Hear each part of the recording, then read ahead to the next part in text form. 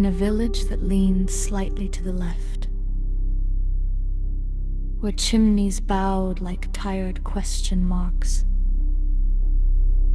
and cobblestones refused to lie flat. A girl was born glowing, not brightly, not heroically, just enough to make shadows hesitate.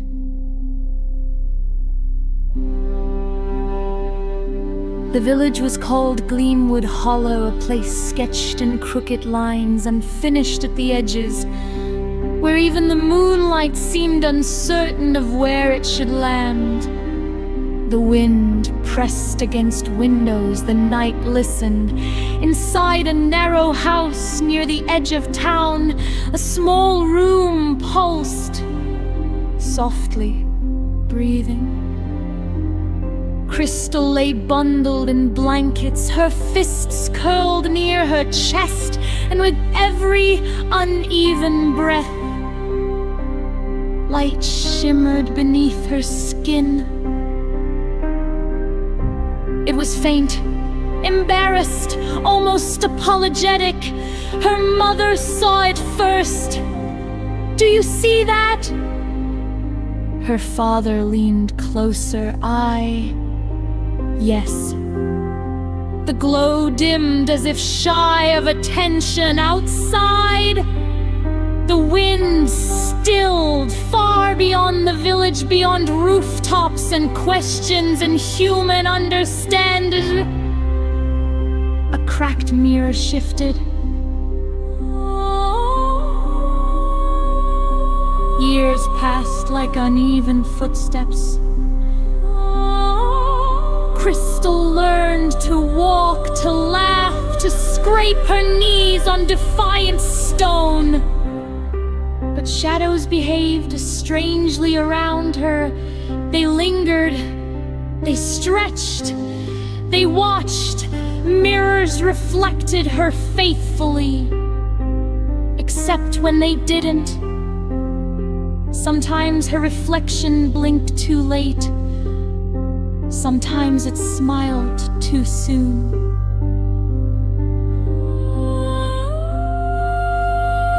Children do not question the strange things they carry.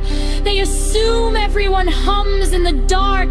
They assume everyone feels the air respond when they breathe too deeply until the night.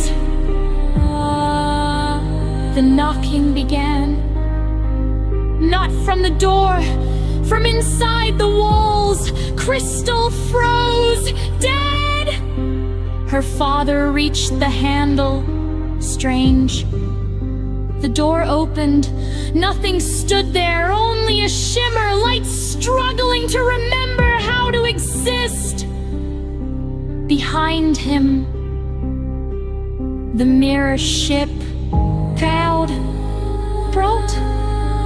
Too late, a handprint pressed against the inside of the glass. 5 fingers, too long, too deliberate. The fingers dragged downward, her mother screamed. The mirror bulged outward. Something on the other side was learning the shape of the room. Found you. The mirror exploded. Glass froze mid-flight, held by invisible strings. Shadows poured out like spilled ink. Tall, bent, wrong, silent marionettes. Crystal's heart pounded, the glow erupted. Blue-white light flooded the room. The shadows recoiled, hissing without sound. One reached for her face. Shards spinning around its fingers. Crystal stumbled back. When suddenly, a hand grabbed her wrist from inside the mirror. Her reflection stared back. Older, sharper, eyes filled with knowing sorrow round.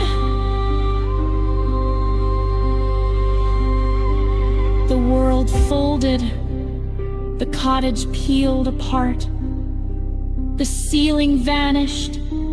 Reality bent like wet paper. Crystal was pulled through. And somewhere in a cathedral of broken glass, a tall figure in a cracked porcelain mask raised his baton.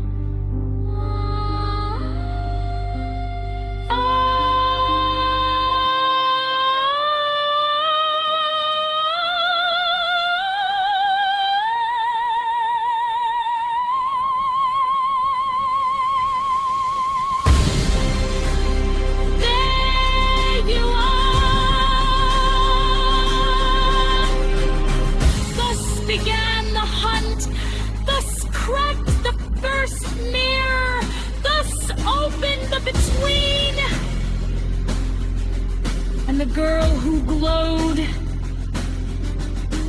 would never again be lost.